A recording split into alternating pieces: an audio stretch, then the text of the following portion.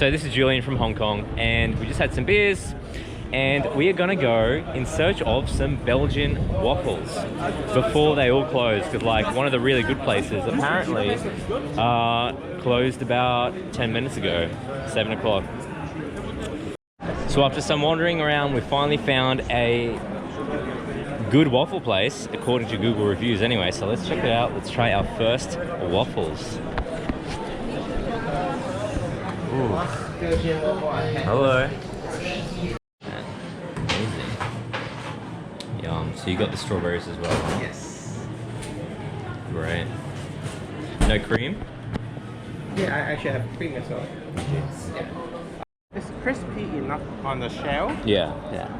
And I like the texture because it's a little chewy. My review, very tasty. I mean, I think the truth is though, you do have to come early to really get the fresh batter, to really get a fresh waffle. Because like at the end of the day when we came, just before they're closing, they pretty much have a heap of these that they've already like fried during the day. So they kind of just reheated it. It made it more crispy though, which is kind of nice. But if you're looking for like a super fresh Belgian waffle, you probably want to get it like in the morning or around midday when there's like a lot of business. Otherwise, at the end of the day, it's kind of just basically them just getting rid of what they've already made for the day. Not to say it wasn't tasty, it was actually really good.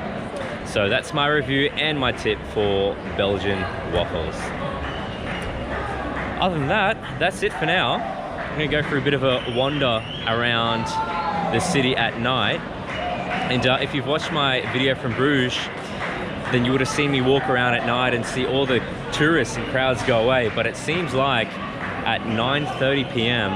the crowds have not subsided here in Brussels. So it's still pretty busy. So we'll see how we go. We'll kind of walk around a little bit and we'll do a little bit of photography, which is always fun. And yeah, might bring you guys along on the ride. So I'll see you in the next video.